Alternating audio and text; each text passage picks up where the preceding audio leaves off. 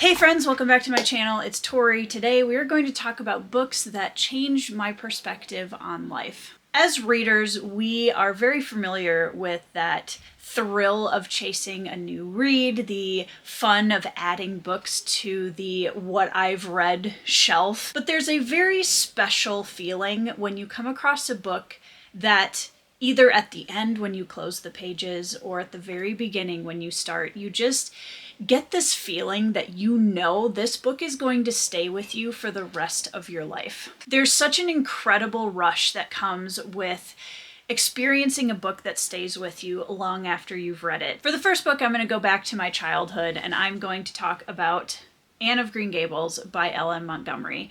This is a story that I came across when I was young, when I was a very young, very scrawny, very imaginative, red-headed child with freckles all over my face.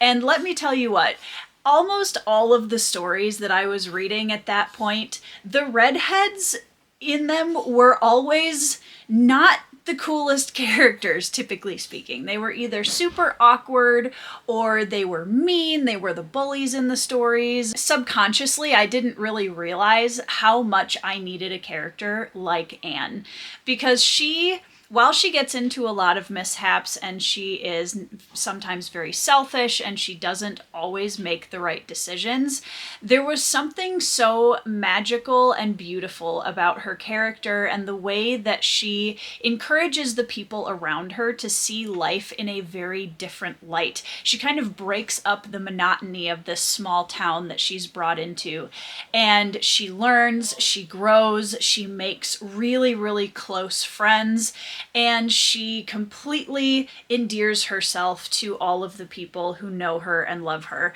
And Anne was such a role model in a lot of ways for me as a kid, because I was so similar to Anne in a lot of ways. I wasn't as girly as Anne was, but I loved that she was constantly making up stories. She was very outdoorsy. And as I'm now reading this story with my daughters, it's kind of coming full circle, and this story just still has such a huge impact on me and holds so much nostalgia. Now I want to jump forward into the adult era of my life, because there was a book that impacted me on a personal level and a professional level so profoundly that I am literally an epic fantasy author today, partially because of the experience I had reading this book.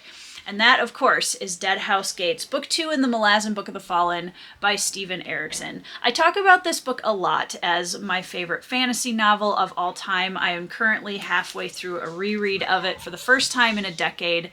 And this book came to me when I was in my early 20s. There is a character arc in here that hit me on a personal level at just the right time that I needed to read it, and really shaped my healing journey in a lot of ways. And the other side of that is that Erikson completely blew my mind with what was possible in fantasy. I had always loved fantasy. I knew I wanted to write fantasy, but I think up until reading this series, I was still thinking too small.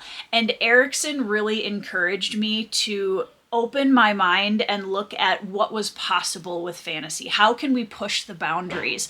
How can we build a story that has such a vastness and scope to it, and thousands of years of history? And it just completely blew my mind.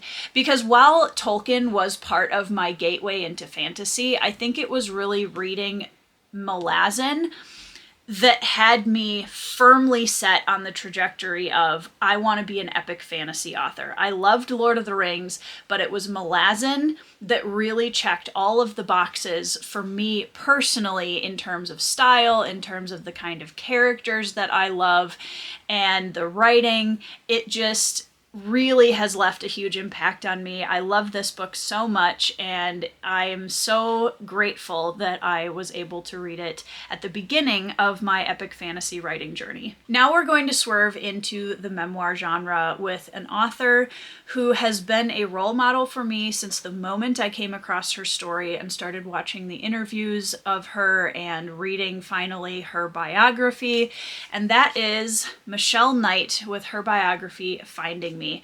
This is a story that is not for the faint of heart. And that is the first thing I will say about it, because I think people should be very aware going into this book that it is one of the heaviest things I have ever read. Michelle Knight was one of 3 women who were kidnapped and held against their will and brutally abused by a man in Cleveland, Ohio. And Michelle was captured and held by him the longest.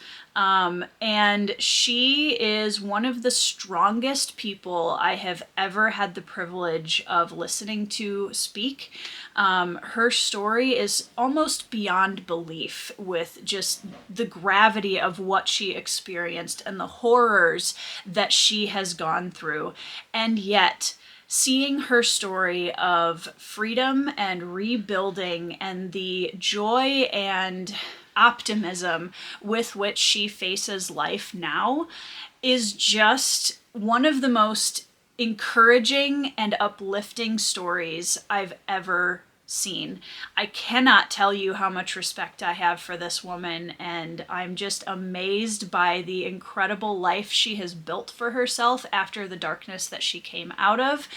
And reading her book after having, immersed myself in her story essentially prior to reading it, was just such a profound experience. It was incredibly difficult to read, but it was an honor to be able to listen firsthand to the story of someone that I look up to so much. I think she's an amazing person, and this book absolutely has had a lasting impact on me as a person and how I view the world. Now I'm going to jump into yet another genre with historical fiction, because this is a book that is very, very near and dear to me because of my own family history. And that is The Last Full Measure by Jeff Shara. This is the story of some units of soldiers in the Civil War, one of which is the 1st Minnesota Regiment, which I have talked about on my channel before. And in The Last Full Measure, which is one of the most beloved historical fiction narratives of the Civil War, there are mentions of my triple great-grandfather, Edward Bassett. Now, Edward Bassett was a very creative, very brave individual, and the story of the Minnesota First in general is something that I could not be prouder to be connected to as a descendant. They were known as one of the bravest units of the Civil War. They were in almost all of the major battles, and their numbers were completely decimated. So it's a miracle that I'm here. And it's a miracle that my triple great-grandfather survived the battles that he was in, considering that many of the men who went to war with him did not.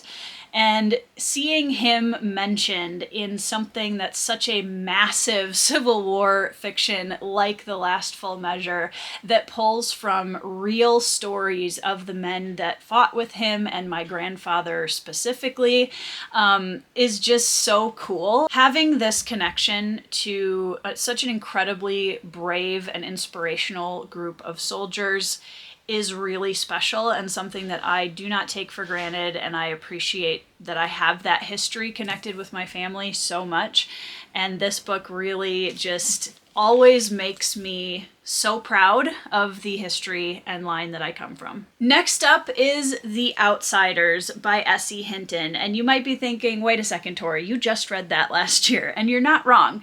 But The Outsiders as a story is something that I've been connected to for a very long time. I saw the film for the first time when I was in high school, and the motley crew of characters just has left such a lasting impact on me as a writer, especially. It was really formative to me falling in love with motley crews, especially of young coming-of-age characters when I was young, and I love this story. Johnny Cade is one of my favorite fictional characters of all time, and I absolutely loved reading the book for the first time after having seen the movie, I don't even know how many times, which is a very faithful adaptation of the book. This is such a short book, and it's absolutely incredible how much S.E. Hinton was able to pull out of her characters and add such an incredibly realistic group of people into this story, based largely on her own experiences as a teen in Oklahoma. And that's the second reason why this story is so impactful for me. As a very young published author myself, when I was in my teens, girls like S.E. Hinton at the time, who were able to create these timeless classics of writing, were so encouraging to me as a young writer. It's always amazing to see these young women who have created these incredible characters that really stick with people over the course of their lives. Next up is, once again, jumping back into the nonfiction category. This is a story, another memoir, that has really changed the way that I appreciate global events and the way that life is different in countries outside of the one that I live in.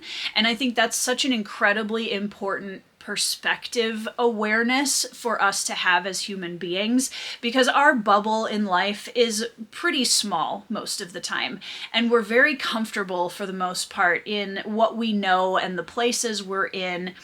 Not necessarily comfortable where we like it all the time, but it's known, right? It's familiar, and kind of pushing ourselves outside of that bubble and walking a mile in shoes that are very far away from ours, I think, is such an important practice in life in general, and one of the reasons why reading is so important and so valuable. And the book that I'm using as an example of this is The Girl with Seven Names by Hanso Lee.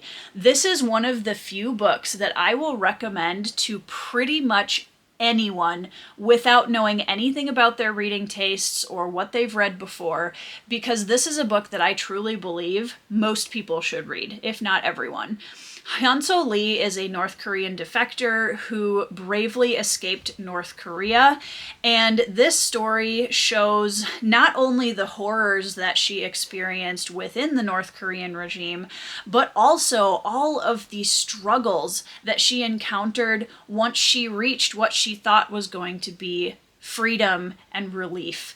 And this book has never left my mind since I read it a few years ago. I have given this book to so many different people because I think that is such an important read if you're looking to kind of grow your awareness of different places in the world and how people are affected in lives incredibly different than the ones that we have here.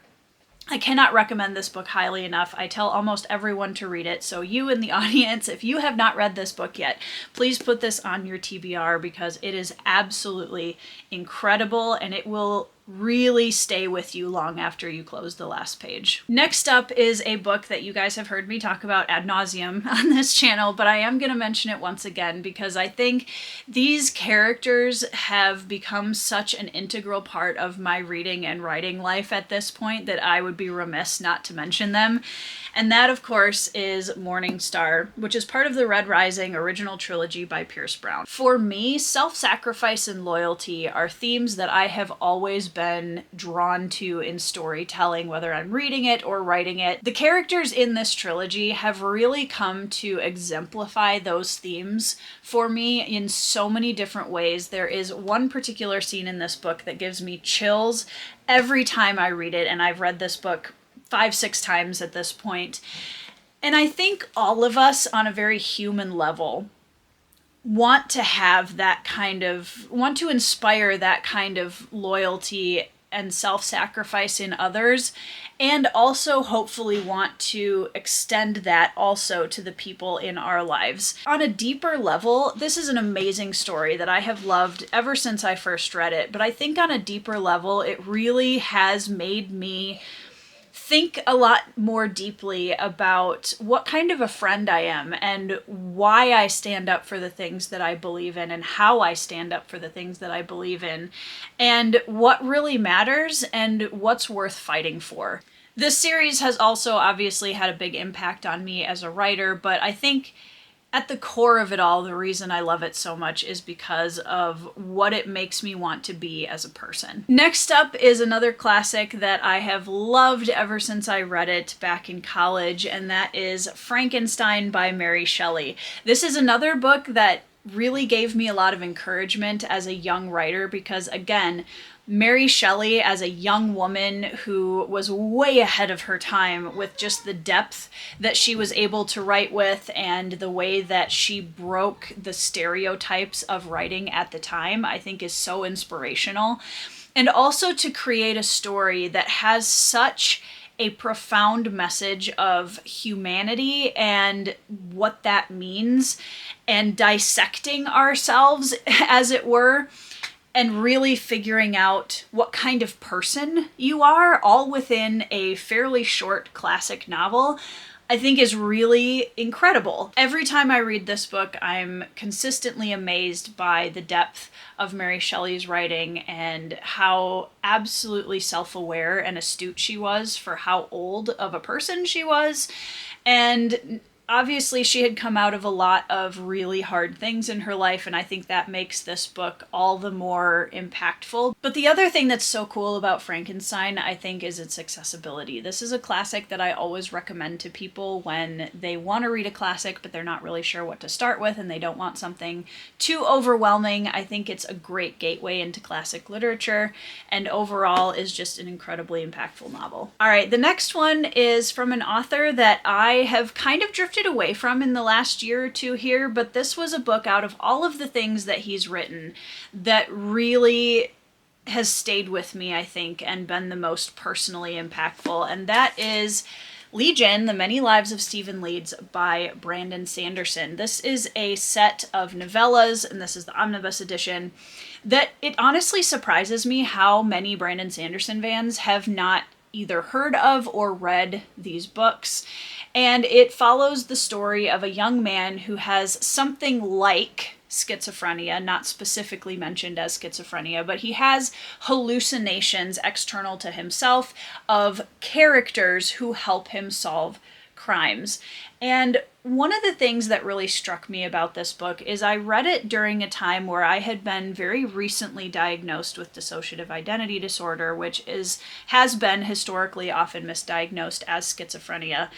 And what I found really powerful about this story was it was the first time that I had read a book where a character felt so incredibly relatable to my own mental illness.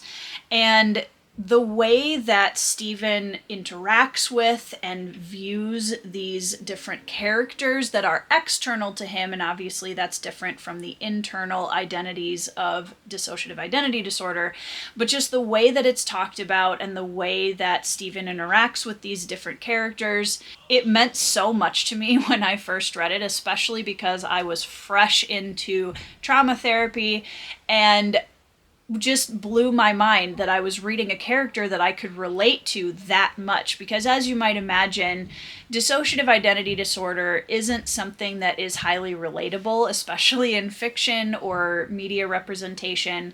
And so while this is a fictional story about a man who's solving crimes, not necessarily his lifestyle, but the way that he experiences his mental illness was very similar in a lot of ways to what I was experiencing, and that absolutely lands it on this list because I remember breaking down in tears when I read this book for the first time and saying to my husband, please read this, because this is one of the closest things I've ever found to explaining what it's like inside my head. My final book on this list is quite possibly my favorite book of all time. It is a book that set me on the path very young to being a very deeply character-driven writer, and that is White Fang by Jack London. I have talked about this book again many times on my channel, but this book is one of the most beautiful, haunting, and raw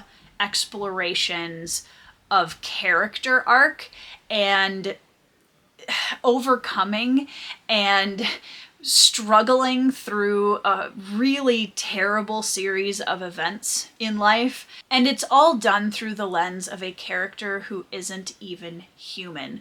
White Fang the wolf is still to this day one of my favorite characters of all time, if not my favorite character of all time. The ending of this book still makes me cry 20 years plus after reading it for the first time. I own more editions of this book than any other book in my house, and I could not love this book more. This was the book that made me, I think, want to be a character writer and pushes me still in my 30s to write deeper, more nuanced characters and delve into my characters' psyches more. As weird as it may sound, this book is still a comfort read for me. I love going back to this book and rereading it and sinking back into the tale of White Fang. I love it so much. This is probably my favorite book of all time, and so it absolutely deserves the ultimate place on this list.